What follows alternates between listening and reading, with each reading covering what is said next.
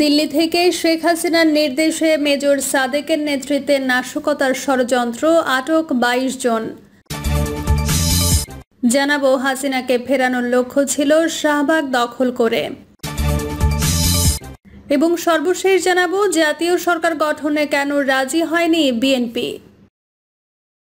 এতক্ষণ শুনছিলেন সংবাদ শিরোনাম, এবার বিস্তারিত। দিল্লি থেকে শেখ হাসিনার নির্দেশে মেজর সাদেকের নেতৃত্বে নাশকতার ষড়যন্ত্র, আটক 22 জন।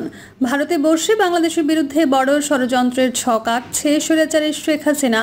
তার ক্ষমতার লোভ এতটাই, এবার বাংলাদেশের বড় ক্ষতি করে চলেছে। জুলাই হাজারো ছাত্র জনতাকে হত্যা করেও তার রক্তের পিপাসা মেটেনি, তাই তো এবার গোপনে সেনাবাহিনীর সহায়তায় সরকার উৎখাতের জন্য আওয়ামী লীগ ও ছাত্রলীগের প্রায় 2500 নেতাকর্মীকে প্রশিক্ষণ দিচ্ছে নিষিদ্ধ আওয়ামী লীগ। গোয়েন্দা সংস্থার তথ্য অনুযায়ী সরকার উৎখাতের লক্ষ্যে এর আগে রাজধানীর অন্তত 4টি গোপন স্থানে আওয়ামী লীগের বাছাই করা ক্যাডারদের প্রশিক্ষণ দেওয়া হয়। এই প্রশিক্ষণগুলোর সমন্বয় করেছেন মেজর সাদেক, যিনি সজীব ওয়াজেদ জয়ের নির্দেশে কর্মীদের সংগঠিত করছেন বলেও তথ্য যাচাই করা হচ্ছে। কলকাতার সল্ট লেকে বসে সরকার উৎখাতের এই পরিকল্পনার সার্বিক তত্ত্বাবধান করছেন ক্ষমতাচ্যুত স্বরাষ্ট্রমন্ত্রী আসাদুজ্জামান খান কামাল। তাকে সহযোগিতা করছেন ডিএমপির সাবেক কমিশনার হাবিবুর রহমান সহ কয়েকজন আওয়ামী লীগ নেতা ও পুলিশের সাবেক কর্মকর্তা। অন্যদিকে দিল্লিতে অবস্থানরত সাবেক অতিরিক্ত আইজিপি মনিরুল ইসলাম এবং সাবেক ডিজিএফআই প্রধান লেফটেন্যান্ট জেনারেল মুজিবুর রহমান ভারতীয় গোয়েন্দা সংস্থা রয়ের নির্দেশে কৌশলগত সহায়তা দিচ্ছেন।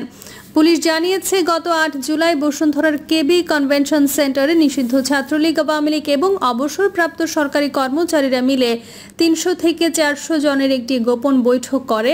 সেখানে তারা সরকার বিরোধী স্লোগান দেয় এবং পরিকল্পনা করে যে সাবেক প্রধানমন্ত্রী শেখ হাসিনার নির্দেশ পেলে তারা ঢাকা শহরের শাহবাগ মোড় দখল করে দেশে অস্থিতিশীল পরিস্থিতি তৈরি করবে। এই ঘটনায় ভাটারা থানায় একটি মামলা দায়ের করা হয়েছে এবং এই পর্যন্ত 22 জনকে গ্রেপ্তার করা হয়েছে। এই ঘটনার সঙ্গে জড়িত থাকার অভিযোগে সেনাবাহিনীর এক কর্মরত কর্মকর্তা মেজর সাদিকুল হক ওরফে মেজর সাদিককে সেনা হেফাজতে নেওয়া হয়েছে এবং তাকে জিজ্ঞাসাবাদ করা হচ্ছে। বিষয়টি তদন্ত করছে গোয়েন্দা পুলিশ। সেনা সদর থেকে জানানো হয়েছে, মেজর সাদিককে নিয়ে যে প্রশ্ন উঠেছে তার ঘটনায় সেনাবাহিনীর নজরে এসেছে। বিষয়টি তদন্তাধীন আছে এবং মেজর সাদিক সেনাবাহিনীর হেফাজতেই আছেন।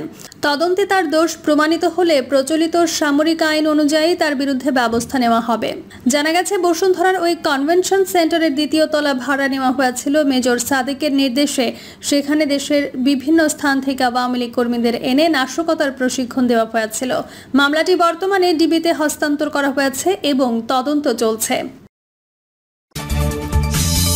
হাসিনাকে ফেরানোর লক্ষ্য ছিল শাহবাগ দখল করে। রাজধানীর বসুন্ধরা আবাসিক এলাকা সংলগ্ন একটি কনভেনশন সেন্টারে অবসরপ্রাপ্ত সরকারি কর্মচারী, ছাত্রলীগ ও আওয়ামী লীগের নেতাকর্মীদের গোপন বৈঠকের উদ্দেশ্য ছিল শাহবাগ দখল করা, দেশে অস্থিতিশীল পরিস্থিতি তৈরি করে ভারতে অবস্থান করার সাবেক প্রধানমন্ত্রী শেখ হাসিনার প্রত্যাবর্তন নিশ্চিত করা।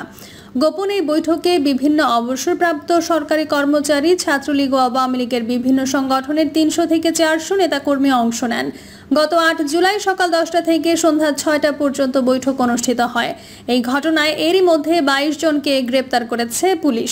সেনা হেফাজতে আছেন একজন মেয়র। গ্রেপ্তারদের জিজ্ঞাসাবাদ ও তদন্তের বরাতে ঢাকা মহানগর পুলিশের গোয়েন্দা শাখা সূত্রে জানা গেছে, গোপন এই বৈঠক করতে হল ভাড়া নেওয়া হয়েছিল বিদেশের লোক পাঠানোর নাম করে।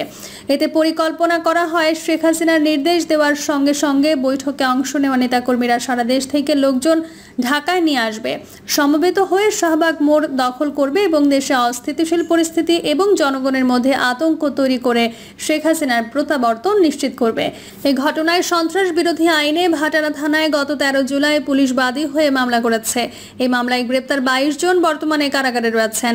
গতকাল শুক্রবার DMP media and public relations বিভাগের পুলিশ কমিশনার মোহাম্মদ তালিবুর রহমান এই বিষয়ে কথা বলেন। তিনি বলেন, গত 8 জুলাই বসুন্ধরা এলাকায় কেবি কনভেনশন হলে একটা বৈঠক নিয়ে আমাদের কাছে তথ্য ছিল।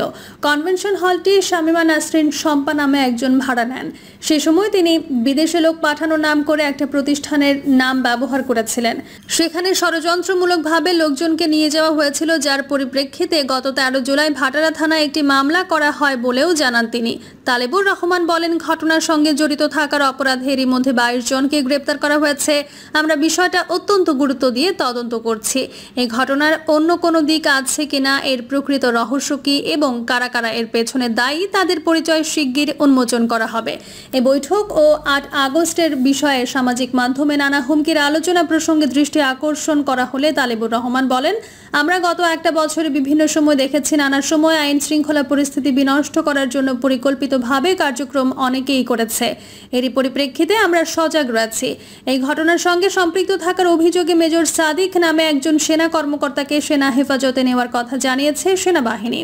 বৃহস্পতিবার সেনা সদরের মিলিটারি অপারেশনস পরিদপ্তরের পরিচালক ব্রিগেডিয়ার জেনারেল মোহাম্মদ নাজিমুদ্দৌলা বলেন, এরকম একটা ঘটনার কথা জানার পরে তিনি সেনাবাহিনীর হেফাজতে আছেন এবং তদন্ত চলমান।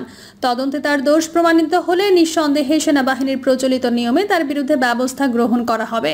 গতকাল শুক্রবার আন্তঃবাহিনী জনসংযোগ পরিদপ্তর জানিয়েছে, বাংলাদেশ সেনাবাহিনীর একজন কর্মকর্তার বিরুদ্ধে রাজনৈতিক সংশ্লিষ্টতা সংক্রান্ত অভিযোগ পাওয়া গেছে।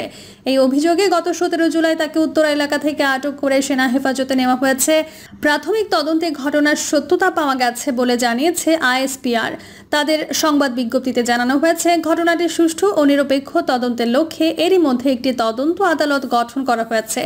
এছাড়া তার কর্মস্থল থেকে অনুপস্থিত থাকা সংক্রান্ত ব্যতয়ের বিষয়ে অন্য আরেকটি তদন্ত আদালত গঠন করা হয়েছে এবং তদন্ত শেষে আদালতের সুপারিশক্রমে সেনা আইন অনুযায়ী দায় নিরূপণ করতে প্রয়োজনীয় আইনানুগ ব্যবস্থা গ্রহণ করা হবে। জাতীয় সরকার গঠনে কেন রাজি হয়নি বিএনপি? জাতীয় সরকার গঠন নিয়ে বৈষম্য বিরোধী ছাত্র আন্দোলনের উত্তরসূরি দল জাতীয় নাগরিক পার্টির আহ্বায়ক নাহিদ ইসলাম এবং বিএনপি মহাসচিব মির্জা ফখরুল ইসলাম আলমগীরের পাল্টাপাল্টি বক্তব্যের পর রাজনৈতিক অঙ্গনে ফের তীব্র বিতর্কের সৃষ্টি হয়েছে।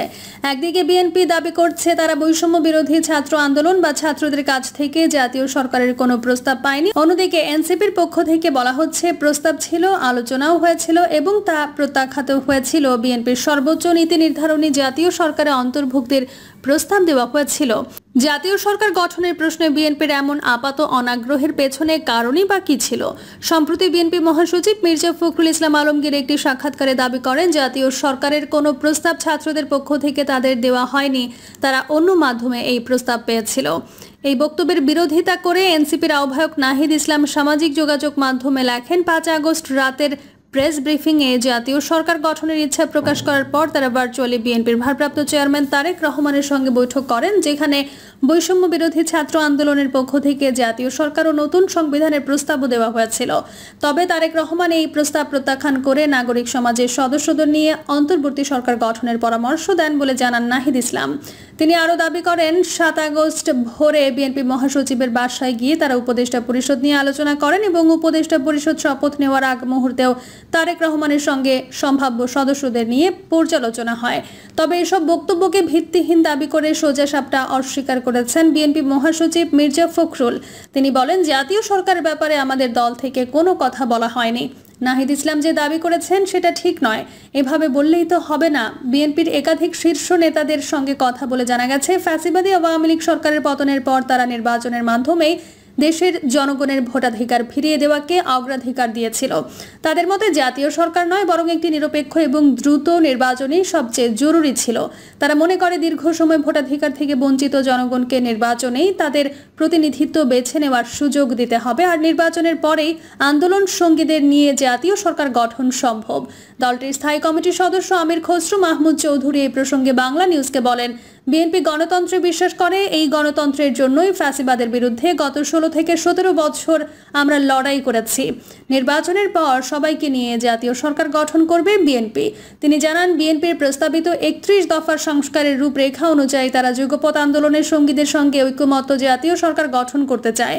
বিএনপির মতে ফ্যাসিবাদ পতনের পরবর্তী সময়টি ছিল নির্বাচনের প্রস্তুতির সময়, কোনো দীর্ঘমেয়াদী সরকার গঠনের সময় নয়। অন্তর্বর্তীকালীন সরকারের কাজ ছিল প্রয়োজনীয় কিছু মৌলিক সংস্কার সম্পন্ন করে দ্রুত নির্বাচন আয়োজন করা। দলটির মতে দীর্ঘদিনের কর্তৃত্ববাদী শাসনে দেশের প্রশাসন, বিচার ব্যবস্থা, নির্বাচন কমিশন সহ সব প্রতিষ্ঠান ভেঙে পড়েছে। প্রিয় দর্শক, এই ছিল এখনকার সর্বশেষ সংবাদ। আপডেট সব সংবাদ পেতে চ্যানেলটি সাবস্ক্রাইব করে বেল আইকনটি ক্লিক করে রাখুন।